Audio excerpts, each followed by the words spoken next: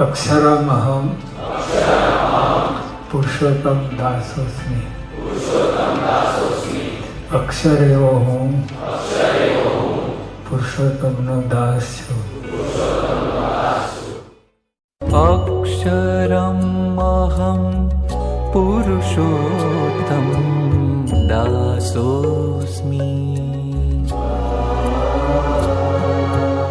अक्षरम् अहं पुरुषो। नारायण नारायण। स्वामी दयानंद सरस्वती एक बार विचरण करते हैं, तो वो विचरण करते करते राजस्थान के उदयपुर शहर में आए हुए हैं। तो वहाँ पर उनकी बहुत आगता स्वागता करते हैं कि इतने बड़े व्यक्ति अपने उदयपुर गांव में आए हैं। तो उनकी आगता स्वागता में करीबन पूरा गांव लग जाता है, कोई भी परिवार बाकी नहीं है। तो जब वहाँ का राजा है वो उस वक्त अपनी मीटिंग रखता है दयानंद सरस्वती के साथ और उनको बताता है कि आप हमारे यहाँ पर जो शिवलिंग का मंदिर है वहाँ पर आप उनके पुजारी बनो और मैं आपको सब कुछ सुविधा व्यवस्था करके रहने के लिए व्यवस्था दे रहा हूँ और आप उस मंदिर का कारोबार पूरा अपने हाथ में ले लीजिए, क्योंकि आप आध्यात्मिकता में भी उतने आगे निकल चुके हैं और आपकी जो नीति है वो बहुत ही शुद्ध नीति है। तो दयानंद सरस्वती इनको पूछते हैं कि वो तो बात बराबर है, और राजा के मन में कहीं ना कहीं ऐसे भाव आ रहा था कि अगर दयानंद सरस्वती जी ये मंदिर की पुजारी बन के उसका पूरा कारोबार अगर अपने हाथ में लेते हैं तो आज जो मंदिर की आवक है वो आवक अनेक गुनी बढ़ जाएगी, क्योंकि असंख्य लोग फिर दूसरे गांवों से भी यहाँ पर आना शुरू करेंगे। तो मंदिर की आवक में अगर बढ़ोतरी हो रही है तो कहीं ना कहीं उदयपुर गांव में भी जो बढ़ोतरी पैसों की है वो बढ़ती जाएगी।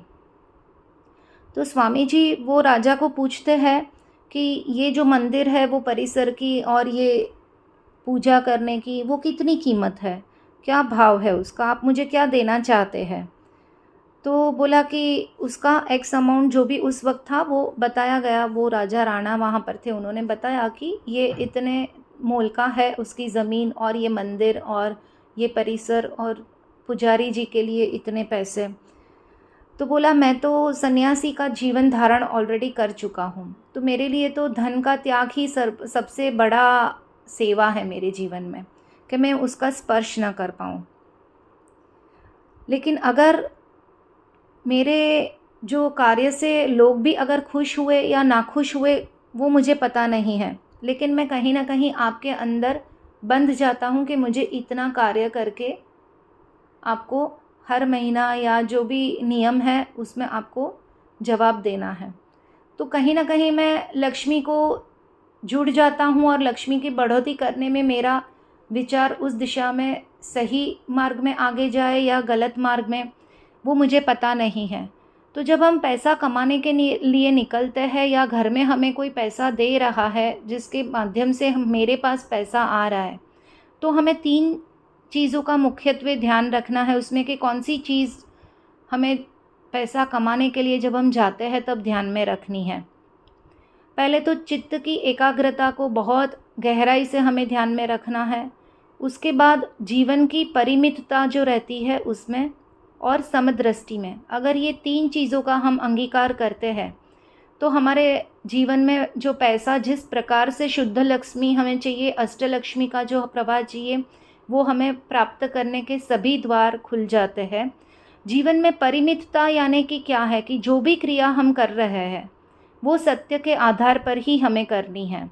और जो समदृष्टि बताया इसके लिए हम ऐसे उसको मानते हैं कि राग द्वेष के बिना हमें उदार दृष्टि से अपना व्यवसाय करना है या जो हम जॉब करते हैं वहाँ पर हमें करना है।